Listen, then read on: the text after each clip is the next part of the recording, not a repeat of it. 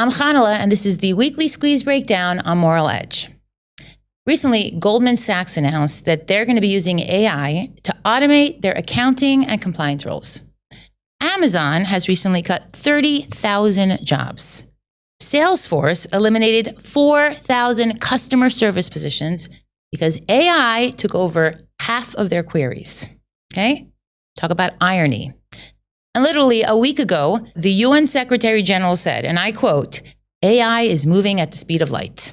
A real genius, that man. So I can't help but wonder, like Candace Owens' transformation into a vampire, when did we all sign up for this? And how do we stop the crazy train?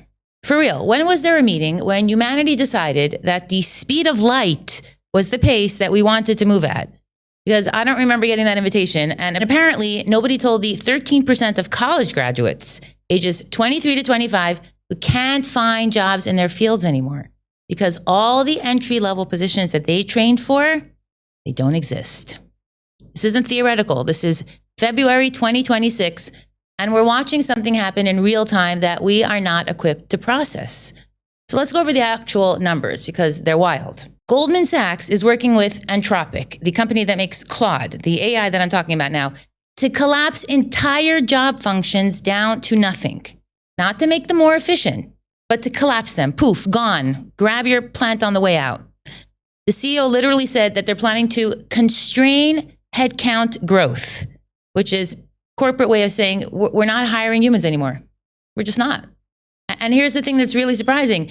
The same week Goldman announces this, Stanford researchers published data showing that young tech workers, the people who were supposed to be helped the most by AI, their unemployment has jumped almost 3% since the start of 2025. These are programmers, they're data analysts, the exact people everyone said would be just fine because they'd learned to use AI as a tool. But that's not what's happening. The companies realize that they don't need junior developers anymore because senior developers using AI can do the work of 3 people. So why hire the entry-level person? And I know what you're thinking. Chanale, this is nothing new. Technology always displaces jobs and then creates new ones. This happened with the printing press, with computers, with the internet. Why is this different? And that's exactly the question I want to sit on for a second because I think it is different. And the reason has to do with something that economists are calling, and I love this term, frictional unemployment. Frictional unemployment, which basically means, yes, new jobs will emerge eventually, but what happens in the meantime? What happens during the friction? Because here's what we know from history. It takes about 2 years for laid off workers to find new jobs after a major technological shift. 2 years. And that's assuming the economy is otherwise healthy, which... So we have a problem. But there's something even stranger happening. It's not just about the jobs disappearing, it's about what we're losing when we automate away the process of learning. I came across a Talmudic story about King Solomon. Okay, here's the setup. God offers King Solomon infinite wisdom. Would you want that? Of course you would. Quick cut to King Solomon having designer Asherah trees, that's idol worship trees, for those who are not aware, imported into the royal palace. So how did we get from point A to point B? From infinite access to Jewish knowledge to ending up with Baal worshipers in the royal palace. But that's the deal that we're being offered now. Your children can have access to unlimited knowledge. I've heard of people who are uploading every single edition of popular Torah publications to these AI systems, and then they get perfect recall. You can have it now summarize perfectly, analyze it perfectly. So if you could have that, what would you do with that tool? And what would you need to make sure that you don't end up with designer Asherah trees? Let's talk about the loss of anticipation. There's research that shows something fascinating. When you let AI plan your vacation, find your flights, book your hotels, create your itinerary, you are outsourcing the anticipation. And it turns out that humans get more pleasure from looking forward to a trip and from the process of planning it than from the trip itself. Okay, I heard someone say on a podcast, the more sophisticated the technology, the more primitive it makes us, because it lets us fall back on our laziest impulses. We don't have to struggle anymore. We don't have to sit with not knowing something. We just ask. Do you remember the Encyclopedia Britannica, like the actual books? I'm old enough to remember being in elementary school and having to use them for reports and for science projects. We would go to the library, we would pull down these massive volumes. They were organized alphabetically. So if you needed to research dolphins, you'd grab the D volume, you'd flip through these thin pages trying to find your entry, and then you'd read it. And half the time, it didn't have exactly what you needed, so you have to pull down another volume and then cross-reference and check the index in the back. And then we had photocopying. Remember photocopying pages from library books for dioramas and for science projects? Standing at the library copy machine with your quarters and carefully placing the book face down, trying not to break the spine, getting that slightly blurry image with the weird shadow down the middle where the book wouldn't lie flat. And then you'd bring those photocopies home and highlight them with those thick markers that bled through the page. And you'd actually read them because you invested something. Time, effort, 25 cents per page in getting that information. I'm not saying that those were better times or that we should go back to card catalogs and to the Dewey Decimal System. I'm not, but there's something in that process. The walking to the library, the searching, the physical act of pulling a book off the shelf, the discovery of finding something that you weren't even looking for because it was shelved right next to what you were looking for. That friction, the annoying, time-consuming, sometimes frustrating friction, that's where something else was happening. You were learning how to learn. And now I can ask my phone any question and I get an answer in 3 seconds. And 90% of the time, I don't even remember what I asked 5 minutes ago because I didn't have to work for it. There's no photocopied page with my highlighting on it. There's no Encyclopedia Britannica sitting open on my desk reminding me what I was trying to figure out. The information is just there. It's instant and it's easy. But the learning, I'm not so sure about the learning. I'm not saying struggle is good for its own sake, but there's a difference between difficulty that's pointless and difficulty that transforms you. There was a medieval rabbi, Yisrael Isserlin, who he criticized wealthy yeshiva students for inventing a lazy Susan for their study tables. One of those rotating things that they could grab whatever book they wanted without getting up. And he said, no, that's bad.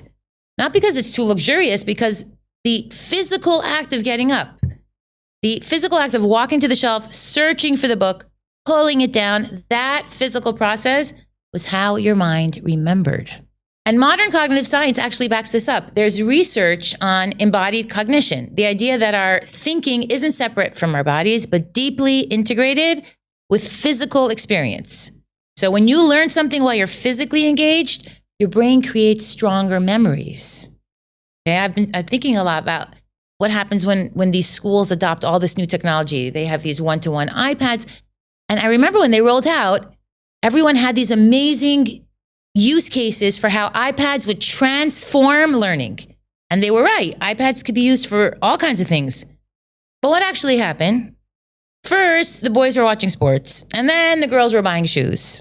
And then it got out of control. So what did they do? They controlled the network. They shut down the shopping sites and the sports sites. And then the kids started playing games. And it became this endless cat and mouse game. Because here's what the edtech people forget. We have a wide range of learners. Okay, not in terms of learning styles. That we already know for decades. But in terms of intellectual ability, interest in the material, ability to focus, whether they even belong in school till they're 18 in the first place. I've heard educators point out that a lot of students in America 150 years ago wouldn't still be in school. They'd be lifting 100-pound bales of hay. They would be doing actual physical, real work. Some kids are much more suited to the wisdom of their hands than they are to sitting in a classroom. But it doesn't matter. We're putting them all through the same system. And maybe what we need in schools isn't more technology, but a lot more shop class, engineering, teaching kids welding. There'd be a lot of kids who would totally benefit from that. But at the end of the day, most schools just funnel everybody right into a 4-year college, and that is just not the right fit for everyone. So this is where I want to bring in the Jewish piece, because Judaism has this concept called amelut b'Torah, toiling in Torah. It comes from Leviticus, if you will go in my ways and guard my commandments and perform them. Rashi teaches it's not about going or following at all.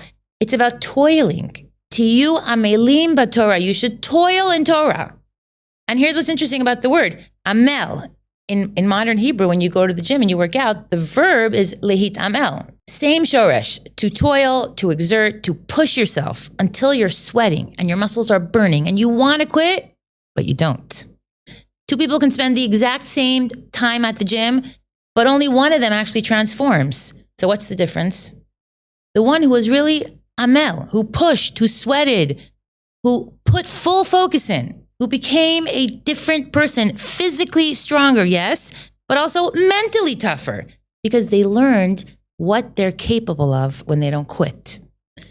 And that's what the rabbis are saying. That's what Torah study is supposed to be. It's not casual reading. It's not passively consuming information. It's toiling, wrestling, breaking your teeth over the difficult texts, because the struggle isn't an obstacle to understanding.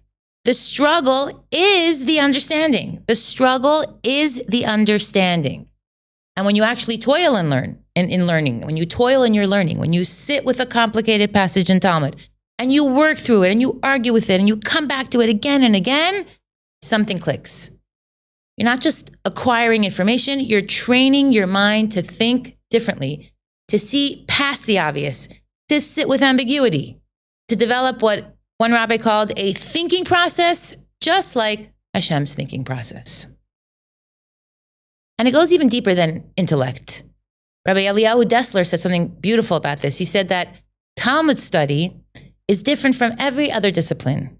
Every other discipline is trying to teach the intellect, but Talmud is trying to get to the heart. You can know something intellectually, and it means nothing if your heart isn't penetrated by it. You can understand that something is right or wrong and still not have the strength to act on that knowledge when the pressure is on or when everyone around you is doing something different. But when you toil, when you actually invest yourself, your energy, your time, your frustration, something changes. Not just in what you know, but in who you are. There's this mystical element to it that people who've experienced real Torah study, they tell you about, this inexplicable feeling of spiritual protection, of clarity, of yirat shamayim, the awe of God that becomes palpable. But Moshe Chaim Luzzatto wrote that when King Solomon said Torah is light, he meant it literally. It's not a metaphor. Actual light, the kind that enters your soul, the way sunlight enters a house. And when you toil in Torah, that light infuses you. It builds your spiritual composure. It gives you the strength to stand tall when instances around you are trying to pull you down. And now, for most of Jewish history, that's just what learning looked like. You wanted to understand a passage in the Talmud. You physically walked to the bookshelf. You pulled down a heavy volume. You flipped through the pages. You got distracted by something else that you forgot that was there. You followed on a tangent for an hour before you even remembered what you were originally looking for. And that's the whole messy, physical, time-consuming process. And it's not an obstacle to understanding. It was part of the understanding. And that's what's so brilliant about the chavrusa model, the partnership learning. You know, when two people sit together and learn Talmud, they push each other, they challenge each other, they argue with each other. And when I think about, how AI should change that, my instinct is it shouldn't. The partnership learning is the point. You're developing a relationship around that tether to the text. And that is so unique. No one really learns that way anymore. And I don't want to get rid of that. In fact, I think we should have more of that. I want less of the rote instruction from an instructor and more of just one-on-one, getting into the material, reviewing it in advance, challenging each other, pushing each other. That's something that we have to give to the world, not take away. What AI can do is give those moments like extra oomph. Like, I don't remember everything. I'm not that excellent at scriptural recall. So I would love to have an AI system that can help me. And I could say, oh, wait, I feel like I remember this passage. Can you help me remember that? And then I can use it as a tool. It's over here. It doesn't answer every question I ask. It doesn't answer me every time. If I push the button, it'll give me the context, and then I can go back to my partnership learning. That's the way forward, not rejecting the tool, but understanding what the tool is for. So here's my question. What happens when an entire generation learns to outsource the cognitive task of figuring things out? Because that's what we're doing. That's what I'm doing when I ask AI a question. Instead of spending 20 minutes Googling it and reading and opening up a book on my shelf and trying to synthesize the information myself, I'm removing the friction. And the friction, the annoying, time-consuming, sometimes frustrating friction, that's where the learning actually happens. There's schools now like Alpha School in Austin, where students spend 2 hours a day with an AI tutor that basically learns with them. And then the rest of the day, they work on projects in groups with mentors and industry leaders, okay? And the data, with all its selection bias, shows that these kids are not falling apart. They are thriving. Okay, I've heard teachers say their hearts start racing at the thought of that. It terrifies them. Others wonder, the most important thing about Jewish education is that it would leave my children loving learning. And I'm not sure that AI can do that. The kid has to actually care about what they're learning. And AI cannot do that. Not really, not with staying power. Humans can. There's a famous story in the yeshiva world about the Vilna Gaon. Legend has it that the angels came to him and offered to reveal all the secrets of the Torah directly into his mind. Just download it. Everything he wanted to know, instantly, no required effort. And he refused. He said, if there are truths to uncover, I don't want them to be given to me automatically. I want to learn them through toil. Because the struggle wasn't an obstacle to understanding. It was the understanding. Now you could hear the story and think, okay, so the message is clear. We should reject AI. We should refuse these digital angels offering us shortcuts to knowledge. But I don't think it's that simple, because the Vilna Gaon lived in a world where the primary obstacle to Torah knowledge was access. Most people couldn't read. They didn't have books. They didn't have the luxury of spending years studying. The Vilna Gaon was an exception. And today we have the opposite problem. We have infinite access to information. You can pull up any text, any commentary, any translation instantly. And that's opened up learning in ways that have sustained Jewish life for generations. I heard someone from Sefaria, this incredible online library of Jewish texts, talk about how when Sefaria first started 12 years ago, the vision was about opening up access to people who hadn't previously had it. Access that was, especially for women in the Orthodox communities, wasn't always available. It wasn't the kind of access they had to Jewish texts. And it's interesting that now when people talk about AI, one of the things they talk about is access. All of a sudden, that word is everywhere, access. Access can be transformational when it comes to Torah learning. 100%. Access matters. Democratizing knowledge matters. But access without toil, I'm not so sure that's transformation. That might just be information. So the question isn't, should we reject AI entirely? The question is, what do we choose to keep human? I think it's a categorical error to conceive AI as a tutor, because AI is not and never will be a person. AI does not have and never will have consciousness. AI does not and never will have a soul. And as a consequence, AI is a tool. Very, very unbelievably powerful tool. I'm extremely bullish on it. And at the same time, conceiving of it as a tutor, it's putting it in a position of authority that represents what we classically refer to as idolatry. And Judaism has very strong feelings about idolatry. Okay, the word idolatry should stop us in our tracks, because it's not just a metaphor. It's a precise theological claim about what happens when we put something in a position of authority that doesn't have the capacity for that authority. We have to be really stringent in reserving terms like tutor, teacher, instructor, only for human beings with souls. Ideally, virtuous human beings with souls.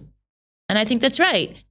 But I also think we're making these errors by accident, by default, by just letting it happen because it's more efficient. There's a story about why ancient Jewish commentators never spoke about Aristotle or Plato. Okay, they were contemporaries, the same philosophy, the same texts. But Maimonides doesn't mention them. Yet later, Jewish commentators do. So what changed? Greek philosophy was translated into Arabic. And when it was translated, every name of every deity went from Hera and Zeus to Allah. And then it became passable in the Jewish community. So the Gedolim started commenting in it because they said, look, it's monotheistic. We can comment on this. Wow, it's brilliant. One small adaptation, that's all it took. The leaders of the community, with one small tweak in how they thought about something, were able to take a foreign technology, and yes, philosophy is a technology, and transmit it in a totally different way through Jewish values. And I think about that with AI. All it takes is a little shift.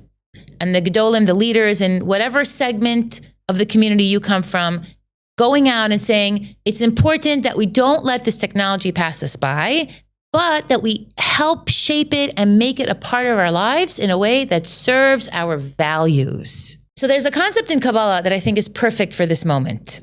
It's called Klipat Noga, the glowing husk. In Jewish mysticism, there are these shells that hide divine light in the world.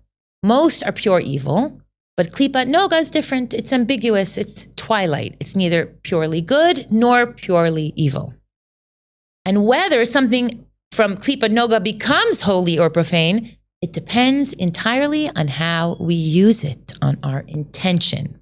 That is AI. It's not purely good or purely bad. It's ambiguous. It's sitting in that twilight zone, waiting for us to decide what to make of it. But the scary part is that we're making these decisions by accident, by default, by just letting it happen because it's more efficient. Goldman Sachs isn't having deep philosophical conversations about the meaning of work before they automate their accounting jobs. They're looking at the spreadsheet that says, this is going to save us money, and they're clicking yes. And I get it, and I'm not naive about how businesses work. But I also think we're sleepwalking into a future where we wake up one day and we realize we've outsourced so much of what made us human that we don't know how to get it back. I spend time around people outside of our community, and one thing I've come to appreciate, if you're in a community that is self-consciously Jewish, you have no idea how good you have it. Okay, here's a thought experiment. If your car broke down tomorrow and you didn't have AAA and you had to call somebody and say, I need you to drop everything and come pick me up at the side of the road, how many people in your phone would do that? People in our communities probably have 20, 50, 100, 200 people who could do that. I could think of like 30 people who would drop everything. How many average Americans can answer that question? You're lucky if you have one person. How many people in non-educational professions have spent more than 5 minutes in their entire lives reading a text from antiquity, let alone taking it seriously, let alone taking it as a guide for life? Okay, someone started the club Electricians for Aristotle. They wouldn't have many members. And yet we've effectively created an entire very large community of electricians for Aristotles in our school. It's pretty remarkable. It is. It's easy to focus on what Jewish education isn't doing, what needs to improve.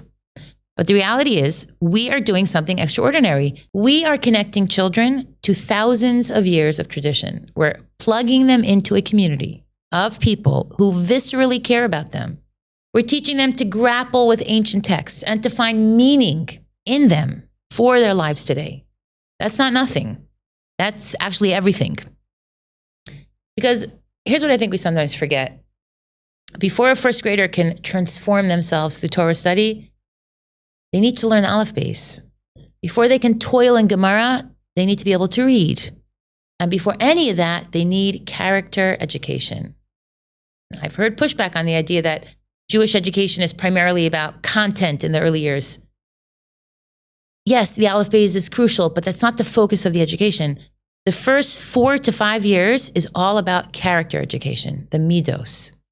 And what the science has shown, what the research has shown, is that character education before 5 is the only thing that matters. It's the only thing that has any statistical significance in terms of long-term outcomes. And here's what's so beautiful about Jewish early education. We Jews have internalized how important that is. Every parsha has a beginning, a middle, and an end, has a lesson to it. And we get to transmit this ancient wisdom, this deep connection to these texts in a way that no other kindergartner in the whole world gets. Even if you're telling them fables, and story and fantasies. They don't feel a direct connection to it. You could teach them the greatest philosophical, whimsical, fantastical stories, and they don't feel any long-standing connection to it. And nothing happens with it after they learn it that first time. And that's such a difference in Jewish education. Throughout your life, the same thing you learned when you were 4, you revisit when you're 40, you revisit when you're 70, and you see it in a different light.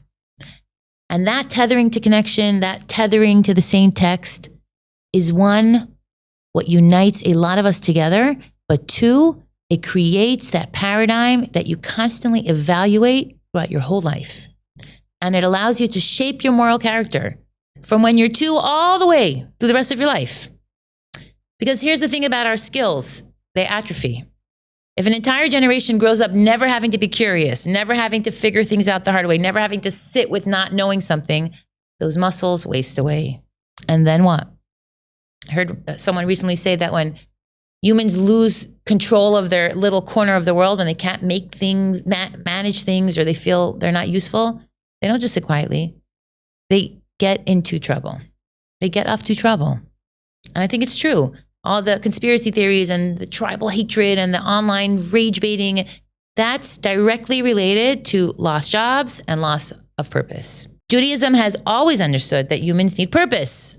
Shabbat is one of Judaism's central institutions. It's literally a commandment to stop being productive, to just exist.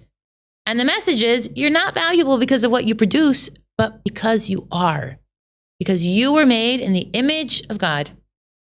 But if that's true, if human worth isn't about productivity, then what happens when we build an economy that measures everything on how efficient we are? When we structure our society around the idea that if AI can do it faster and cheaper, then AI should do it. We're not talking about just job losses. We're talking about a crisis of meaning. And here's where the moral edge comes in, because the easy answers don't work here. The people who say AI is going to save us and create abundance, they're ignoring the friction, the transition, the fact that people need to eat and have purpose now, not in some theoretical future. And the people who say AI is going to destroy everything, we need to stop it, they're ignoring the fact that it's already here, that it's useful, and that people are getting help from it in real ways. The moral edge is a place where we refuse both easy answers, where we say, yes, AI can make certain things better, sure, and we have to be intentional about what we don't automate. Yes, efficiency matters, and some things are worth doing slowly with effort, with friction, because the friction is where the meaning lives. I've heard educators talk about these technological fads in education. Do you remember the smart boards? School spent a ton of money in them, and they were not a net addition in any way. You could do 6 cute tricks on them, and math teachers knew how to use them really well. But the amount of money spent putting smart boards in every classroom, it wasn't worth it. And that's different from, let's say, Sefaria. Sefaria is used every single day by people learning with their chavrusas, their partners. That's the distinction. Some technology is a fad. Some technology actually enables the thing we're trying to do. So the question is, can we tell the difference? And are we willing to say no to the fad, even when everyone else is saying yes? Rabbi Joseph Soloveitchik wrote about how when a Jew learns Torah, they're not just acquiring information, they're returning to themselves. Okay? He connected it to this medrash about how angels teach us Torah in the womb, and then we forget it all when we're born, and then we spend our whole lives trying to remember what we already knew. Learning isn't about novelty, it's about recognition. It's about that moment when you read something and it resonates so deeply that you feel seen. Can AI give you that? Maybe on a surface way, but here's what it can't do. It can't have been written by someone who struggled with the same questions that you're struggling with. It can't carry the weight of human experience. What comes from the heart goes into the heart, and AI has no beating heart. There's another concept in Torah study called a chiddush, a novelty, the creation of new insights that could only come from your particular mind, your particular experiences, your particular soul. Judaism says that producing a chiddush is actually more impactful than just learning existing material, because it reveals parts of the Torah that are unique to you. Your chiddush creates a light in the world that wouldn't exist without you. And AI cannot do that. Not really. Your chiddush, your unique insight born from your struggle and your confusion and your specific life, That's uniquely you, and it's godly. So here's where I land on all of this. The question isn't whether AI is good or bad. The question is, what kind of future do we want to build? And what role will AI play in that future? Look at Shabbat. We could have structured society to be maximally productive 7 days a week. Here in Israel, we have a 6-day work week. But just saying, but instead we build rest into the fabric of time. We accepted that productivity isn't the ultimate measure of a good life. So maybe we need to do something similar with AI. We need to make Shabbos-like spaces, times and places where we deliberately choose. We're not using the app. We're not running it through ChatGPT. We're not going to optimize and automate. We're not going to let the machines handle it. Maybe that's what toiling in Torah actually looks like in 2026. Not rejecting technology entirely, but being intentional. Using AI for retrieving information, for recognizing patterns, for doing algebra. Nobody likes algebra. But for the tasks that are generally done better by humans, well, let's reserve our human energy for those things that need a human touch. The interpretation, the struggle, the sitting with another person and trying to understand what they really need. Creating yesh me'ayin, something from nothing. New insights that only could come from your mind, your life, your soul. Maybe it's physical, choosing to walk to the bookshelf instead of asking Alexa, or sitting with other people in a room, learning together, even when it would be easier to learn alone with an AI tutor. Because these physical communal acts aren't just the way we transfer information. This is how we build relationships, how we create communities, how we learn what it feels like to be in the presence of another mind working through the same challenges. You can't hug a machine. And even if you did, it wouldn't hug you back or shed a real tear. Look, I don't have this all figured out. I use AI, I find it useful. And I'm also noticing what I'm losing when I use it. The struggle is gone, and I'm not sure yet that is true freedom. Maybe it's a huge loss. But I know this, we're in a defining moment. Decisions are being made right now by companies, by governments, by each of us in small daily choices. And those decisions, they're going to shape what it means to be human for generations. And the Jewish tradition I come from, it's always been about wrestling with the hard questions, arguing, debating, and never quite reaching final answers. Why? Because the process is as important as the conclusion. And the toil itself transforms us. I heard a story recently, I can't stop thinking about it. An educator went to talk to a colleague at Riverdale Country School, one of these fancy private schools in New York that cost $60,000 a year.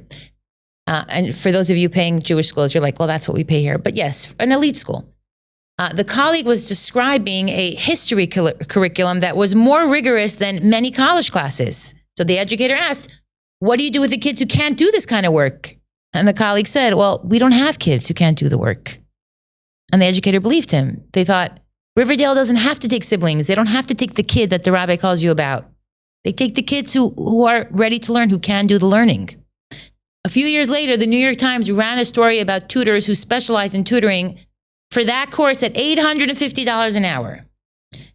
What that says is we're trying to do a different thing. We want to engage every one of these kids. We want them to walk out and feel like this is my tradition and my heritage. It was given to me and I have ownership stake in it. That's the context we're operating in. Real kids, real families, real communities, real constraints. And if we're going to integrate AI into that reality, we need to do it with our eyes open, not chasing the fantasy of infinite wisdom for everyone, but asking, how does this tool serve the actual kids in front of us? That is the moral edge. It's not about having the right answer. It's about having the courage to stand in the unstable place where everything is shifting, where the old answers don't work anymore, but the new ones, well, we don't know those yet either. And trusting that we have the resources for this. We have the Torah, we have halacha, practice of arguing, of questioning, of wrestling. So here's what I'm asking. Don't let anyone tell you this is simple. Don't let the tech optimists convince you that there's nothing to worry about. Don't let the doomsayers convince you that we should run backwards to when we had one screen and one remote and one bag of microwave popcorn. The truth is in the ambiguous middle, in that klipat noga space, waiting for us to figure out how to extract the holiness from all the confusion. If I could wave a wand and immediately change everything about my children's education, this is what I would want. I would want it split. Half the time, zero technology at all, just person-to-person instruction, everything done orally, building actual personal skills. And the other half, they should be forced to use AI. They should be compelled to realize that they've been granted a superpower. They should acknowledge that they're living like a Marvel character basically right now. That's the balance that I'm looking for. Not rejection, not uncritical adoption, but intentional integration, eyes wide open, values front and center. This is the Weekly Squeeze Breakdown on Moral Edge, and I'm Chanale. And I'm asking you to join me in this uncomfortable middle space where we use the tools without becoming the tools, where we embrace efficiency without sacrificing meaning, where we leverage AI's power while reserving the most important work, the work of transformation, of connection, of creating chidushim that only we can create for human beings with souls. Because at the end of the day, that's the only thing that matters. Not how much information we can access, not how efficiently we can process knowledge, but whether we are becoming who we are meant to become, whether the light is entering our souls, whether we're toiling in a way that transforms us. And that's the question. And no AI in the world can answer it for us. We have to answer it ourselves, together, with struggle, with friction, with toil. And maybe, just maybe, that's exactly how it should be.